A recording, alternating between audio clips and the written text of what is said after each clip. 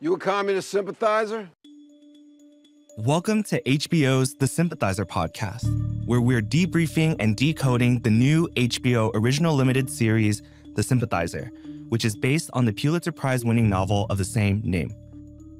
I'm Philip Nguyen, a scholar of Vietnamese American culture, and on this podcast, I'll be joined by The Sympathizer's creators, the cast and crew, and of course, author Viet Thanh Nguyen. After every episode, we'll go deeper into the characters, their motives, and how this espionage thriller / cross-cultural satire complicates what we know about the Vietnam War, aka the American War in Vietnam, and its depiction in US pop culture today. Looking at you, Hollywood.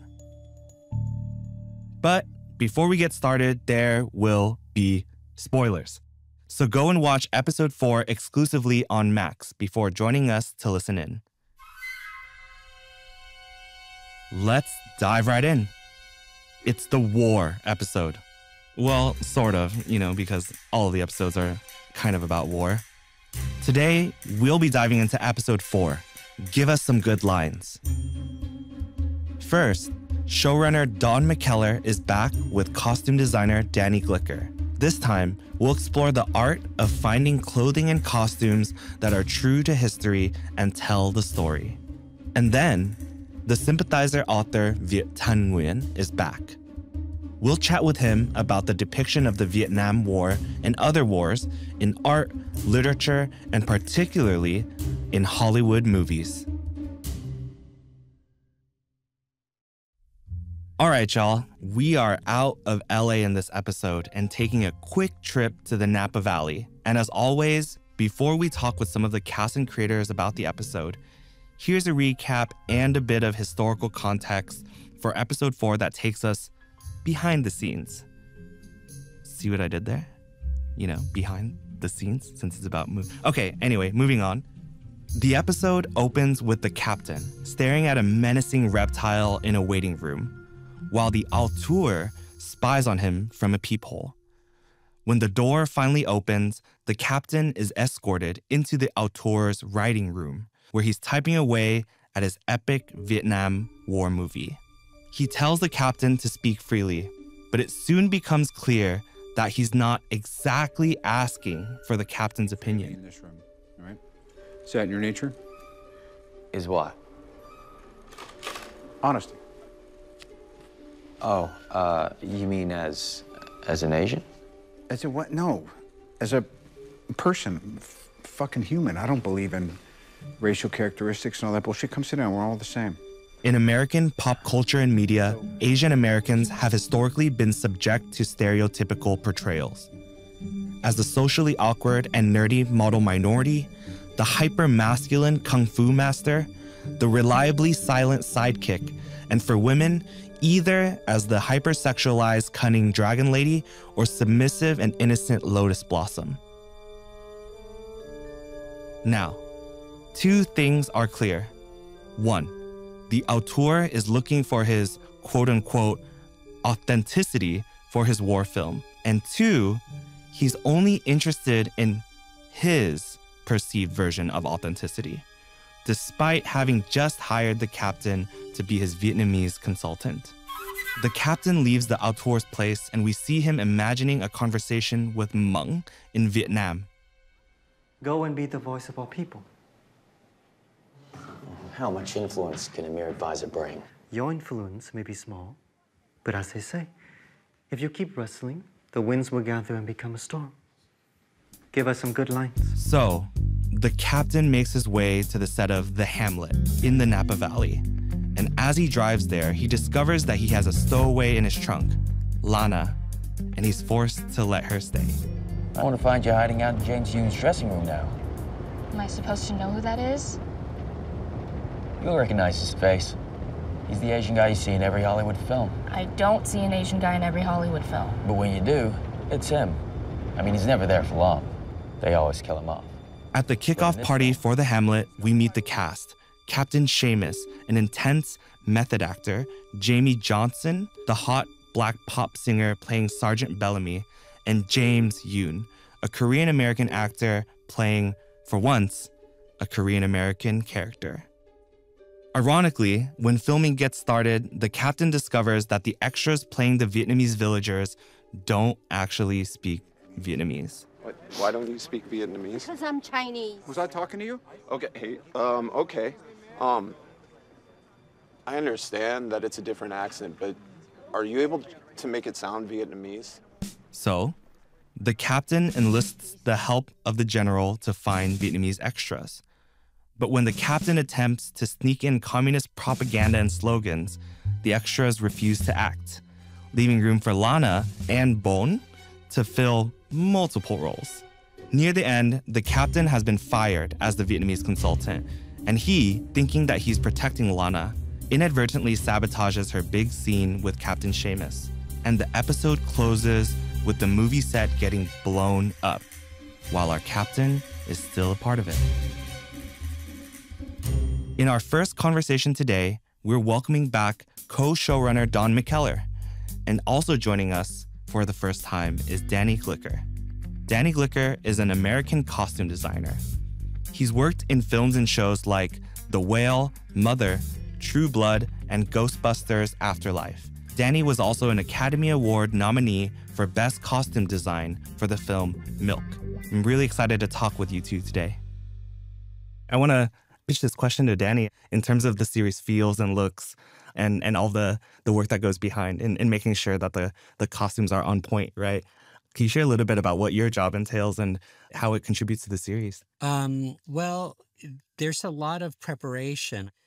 I really had to go back and kind of decode and unlock a lot of the visual and cultural issues that built the world that then went and built the Sympathizer. And I think, in the case of something that is such a specific and deeply meta piece of storytelling, I wanted to both understand the reality of the situation, and I did that through a lot of research. In the case of episode 4, I was really looking kind of culture of filmmaking, and it wasn't just the war movies, but I think I was really getting fascinated by the deeply kind of masculine auteur, I called them the bearded geniuses, and you had like the De Palmas and the Scorseses and the Spielbergs, and it was such like this masculine world of these sort of like groundbreakers, and I wanted to kind of tap into that because I thought that would be the perfect playground for the captain to come into and to sort of like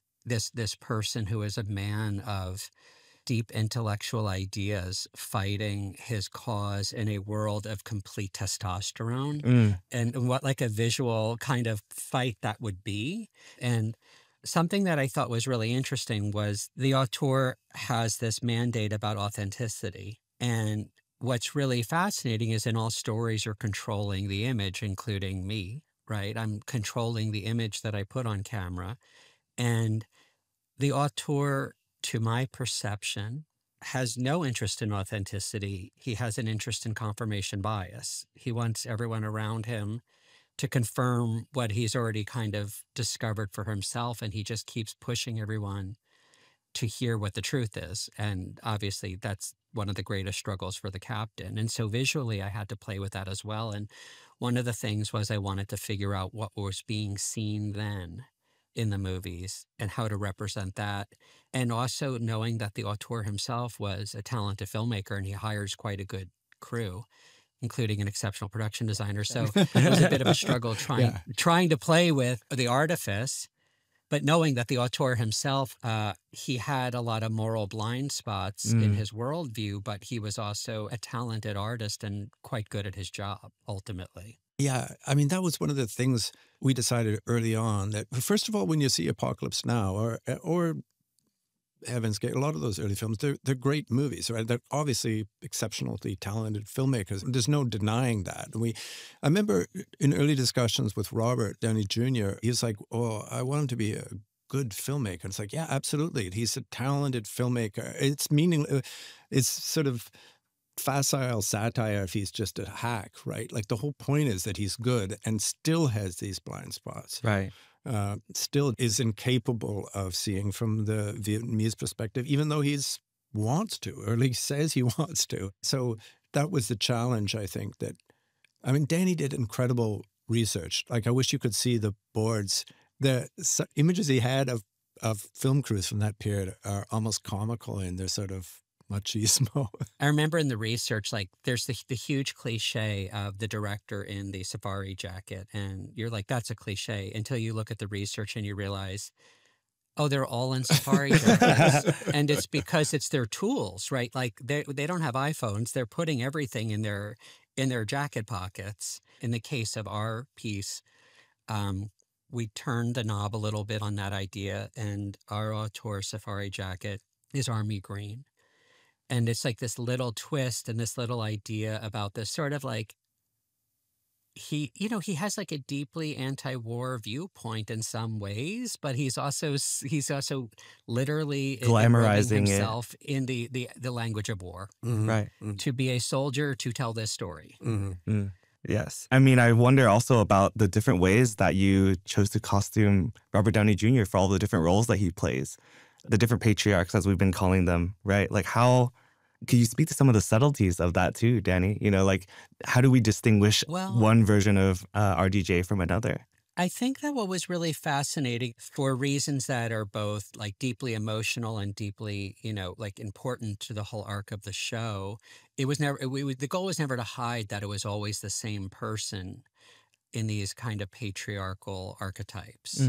I think the bigger issue was to kind of identify who the models were for these archetypes and then sort of play around. And and it was like a really fascinating process with Don and with director Park and with RDJ to kind of shape all of these archetypes, because they're all unique people. They're not like bland archetypes, but, we certainly had our people. I mean, like, in the most sort of basic terms, certainly Claude is this like mashup of like Graham Greene and Hunter S. Thompson and like a little Frank Snap, who is a former CIA intelligence analyst. And the idea was to sort of like play with the audacity of privilege, right? I mean, you have a CIA agent who couldn't be bothered to go undercover. I mean, he's like maybe the most visible person in the whole thing, and that is, the true privilege of the patriarch. Well, it's more like he knows like that it's like hiding in plain sight, right? It's like yeah, and that he's able to. I think for the RDJ characters, it was so important that they all had a trademark and that they couldn't cross-pollinate each other ever, because he was playing men who had their own goals and needs and desires, but they also, would appear in the same scenes, and we needed to always know who they were, knowing that they would kind of share a vague appearance with RDJ, even though Vincent did incredible work, like to differentiate them. The soul is always the same. Mm-hmm. Yeah. I also want to ask you both about, what it was like to capture the vibe of the 70s, both for a sort of American pop culture audience, but also for the Vietnamese American communities that were coming in. Creating the general's entire workplace uniforms, all of his support staff, the captain's uniform, the entire Southern Army really was really challenging, because those uniforms essentially vanished after the fall of Saigon. And it was an enormously daunting research task. And we worked with, an enormous amount of experts, archival pieces, archival imagery, everything we can get our hands on to reconstruct it.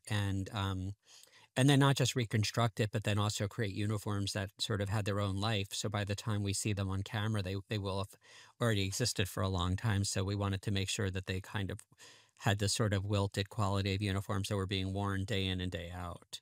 Regarding the refugees, that was a fascinating experience. And I think that for me, it was so much about listening and my research, and it was about being open to the stories that people were generous enough to share with me, because I wanted to sort of recreate the timeline of people who come to the United States, many of whom are coming here without anything that they left from. They're coming empty-handed, or and they're receiving clothes that might be secondhand.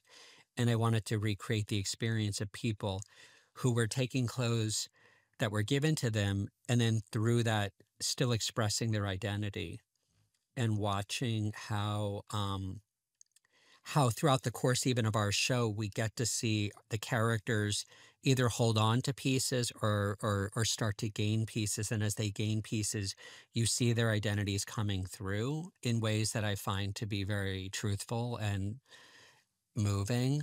But for me, I think that it was really about being open and receptive to listening to the stories that the cast would share about what felt truthful to them, and to use the fitting room as an opportunity to explore the things that kind of just like unlock that spark of truth and help people feel physically connected to their character. And so that's why my job is to sort of set the room up to have the best possible research and pieces, and then to listen very carefully. I wanted to remind people, American viewers, that the Vietnam War lasted so long. Like, I think we have this image of it as sort of this hippie sort of Doors era, Clearwater revival, but no, it lasted all the way to the disco era, right? You know, I mean, it was like, so that's and the disco ball becomes a significant symbol later. Like that's it was a longer and more consequential war than Americans take it for. So that's there in the clothes, you know, like it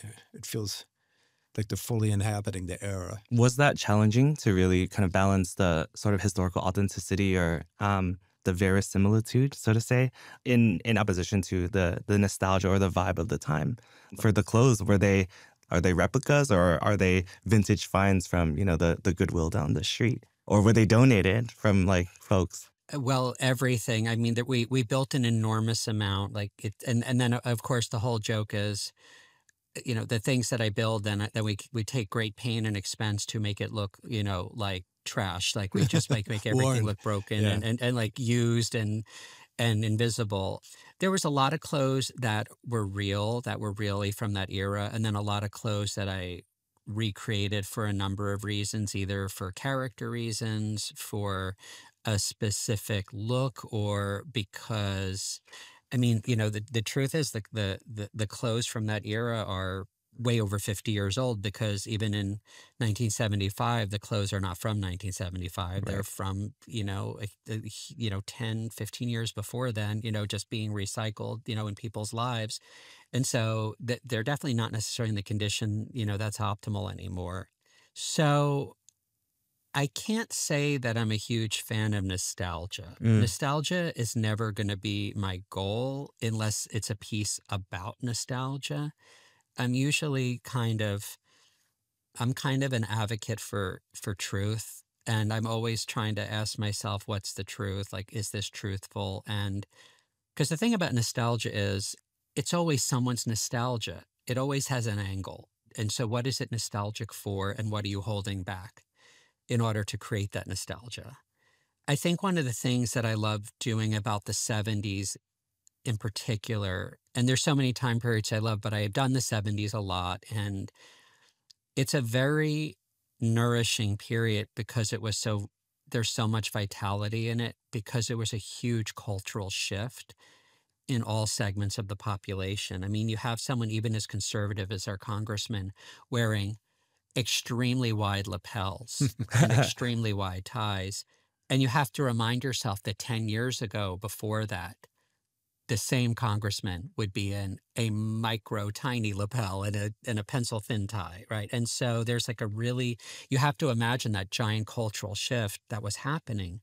And I really do love the earthiness of the 70s, that even though people think of it as sort of the polyester era, and certainly there was a lot of polyester being used, it's actually a very rugged era, and there's sort of the textures are such a reflection of the emotional textures that were happening in an incredibly tumultuous world, and I always kind of want to create that, and so I felt very excited to view the world through our characters' eyes, because they're so specific, and just not even focus too much on what the clothes were anymore, but just say the clothes are the vocabulary, like the clothes are the language that we use, but what we choose to say is what the point is. Yeah, I think I'm thinking a lot about, Danny, you mentioned earlier about that balance between of being satirical about something, but not necessarily parodying it.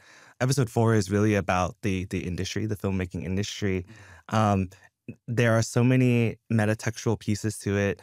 The way in which the characters develop or come back to us, the sort of underlying like sentimentality that the captain has for some of the ghosts that he's seeing. Yeah, right? you're right. You're right. It's interesting. I always like the idea that in this artificial world, this recreated by this American, he is that's the moment where he actually comes home and reconnects with his mother and his home village, Right. which surprises him. I think. I don't think he expects that. Right, and he's also visited by the ghost of That's right. of the first major. appearance of the ghost. Yeah. Right. Well, the second, but anyway.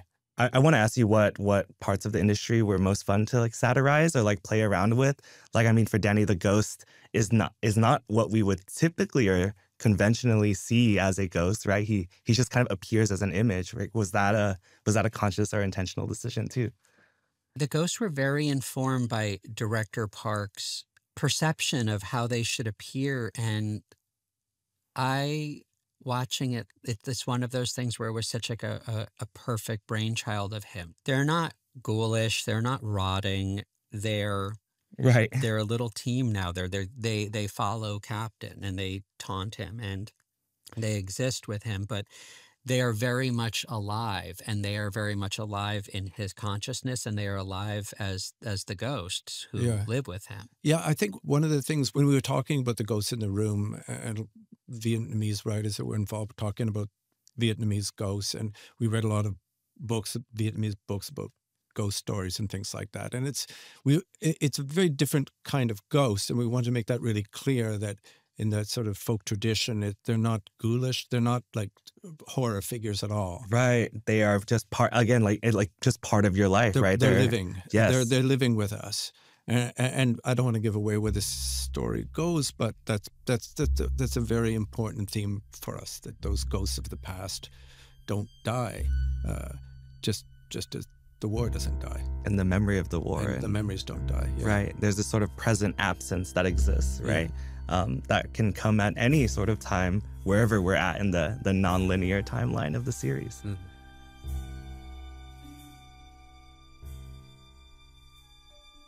For our next chat, we check in with another familiar voice, Viet Thanh Nguyen, as we talk about something that is very near and dear to this episode: Asian and Asian American representation in Hollywood.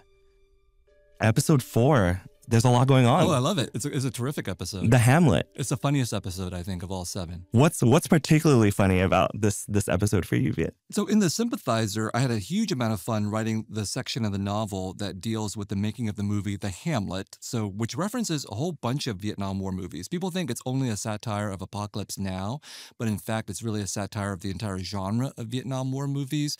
And in fact, the plot of The Hamlet owes a lot more to John Wayne's The Green Berets of 1968 than Apocalypse Now. And if you've never seen The Green Berets, I can't say I recommend it, but it is because it's wholesale American propaganda, but it is a landmark movie.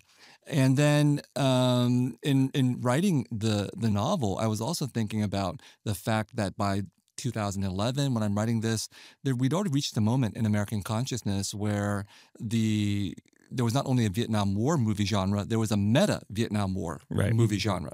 Embodied Talking about Tropic Thunder? Tropic Thunder, right. And Tropic Thunder, the first 10, 15 minutes is a masterpiece. The opening sequence that satirizes the Vietnam War genre is hilarious. And I wanted to take some of the energy of that satire and put it into the novel. And then, of course, lo and behold, we have Robert Downey Jr.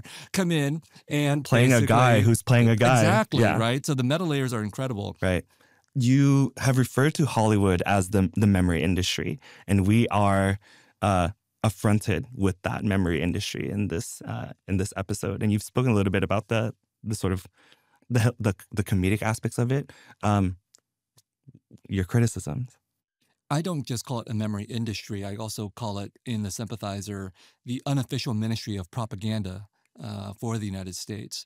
And so in one way, to satirize Hollywood is just to make entertainment, because Hollywood is easily made fun of, as anybody who works in Hollywood apparently knows. I will point out that, my depiction of the auteur in the novel, I've met many people in Hollywood, and no one has ever disputed my characterization of the auteur as someone who might possibly exist. So there's a lot of fun to be had there, but there's also something very serious, which is that I really do think that the films of Hollywood do function as a part of the military-industrial complex, as a form of entertainment that serves as soft power to propagate American ideas overseas and to propagate American ideas to the American people. And so hopefully the satire in the TV series demonstrates that this is not just entertainment we're dealing with. This is entertainment that's completely enmeshed with the exercise of military global U.S. domination. Right. Some of the most comedic parts about this particular episode is when we realize that the extras that are playing the Vietnamese characters are not Vietnamese, and the Vietnamese refugees are sort of rolled onto the set, right? There are scenes where our captain, the communist sympathizer, is trying to espouse some of these communist ideologies, and there's some resistance to it, right? What was that like for you, and seeing that sort of resistance come out from a community level in this particular film, right? Especially in that the captain's mission is he has an agenda when he's working with the auteur to create the Hamlet or to consult for the Hamlet. In the making of Apocalypse Now, which was done in the Philippines, the Vietnamese, the Viet Cong, were really played by Vietnamese people, but who were refugees in refugee camps in the Philippines who had fled from Vietnamese communism, and then ironically they had an opportunity to do work on this movie. So I just wanted to include that in the novel, and here it manifests itself in the TV series as well, because it's just a painfully funny, tragicomic layer or little-known aspect of Vietnamese American history. And when I first saw this episode, and there's that moment when the old woman villager is speaking, I thought immediately, that's not Vietnamese. What's going on? I was almost offended. I was actually ready to be offended. Then, of course, that was the joke, right? And it's so well done. I thought it was hilarious. And then when the character of the Viet Cong guerrilla, who's being asked by the auteur through, who's called Damianos in the TV series, asked by Damianos through the captain to say something that is pro-communist, and the guerrilla responds by spitting and cursing and saying, I hate the communists. I would never say something like this. It's such a well-performed moment by Viet Nels Hong that I saw him do that in real life on the set. And I wasn't taken aback. I was just struck by the power and the sincerity of what he was saying, because I think that is in fact what a lot of Vietnamese refugees would actually say. They would never allow themselves to say anything pro-communist, and yet the tragedy for this particular person is that he's an extra on a set, and this is how he's going to make his money. And then the painfulness of the satire is, of course, that the Damianos does not get it. He doesn't understand the Vietnamese, so he just hears this Vietnamese and this powerful performance, and he interprets it in a completely wrong fashion. And that, of course, is, again, another layer of ironic awareness for so many of us watching these Vietnam War movies and realizing that these white people who are making these movies and starring in these movies and watching these movies have no idea what the Vietnamese actors and extras are actually going through and what they're actually saying. Right. Even if they are well-meaning and anti-war and we were fighting on your side, quote unquote. Let me just make one other point, which is the well-meaning part. I dispute that. I dispute that, because if you go look at Apocalypse Now, which is a great movie, it's a work of art, it's a masterpiece. It's still racist and it's still sexist. And if you go look at the credits of Apocalypse Now, no Vietnamese person is given a credit in the movie. But you know who's given a credit? Door gunner. Like just random dude shooting a machine gun, and I don't think I'm making this up, but that guy gets his name in there, even though he's not even got a name as a character. But the Vietnamese people who are the extras and so on, and there's even a Vietnamese woman with a speaking role. She throws the grenade into the helicopter in Apocalypse Now.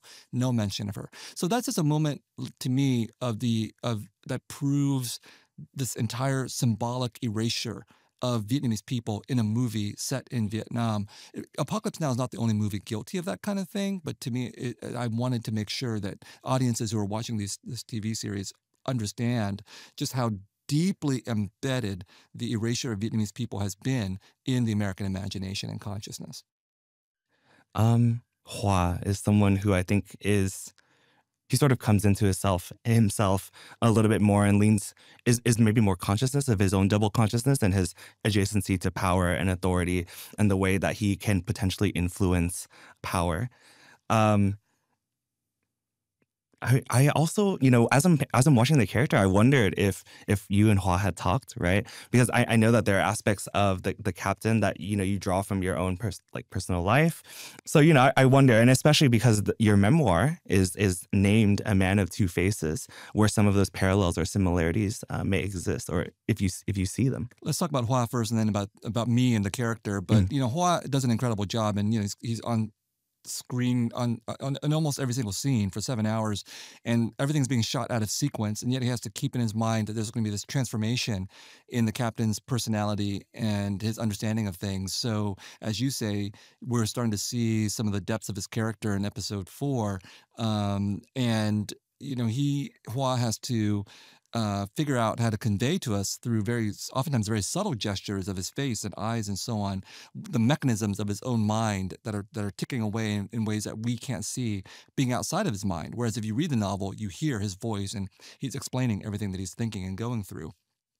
And Hua, I've never talked to him about it. I mean, I've had him over to my house for dinner, but Hua in some ways reminds me of the captain himself because he's humble and modest and he's I think he's in reserve, at least around me. So I have no idea what Hua is thinking anyway. And I think you're right that there's some of me in the Sympathizer because, in fact, when I was growing up, I felt like a spy. I felt like an American spying on my Vietnamese parents, and I felt like a Vietnamese spying on Americans, and I took that feeling and I blew it up in a big way to put it into the character of our Sympathizer.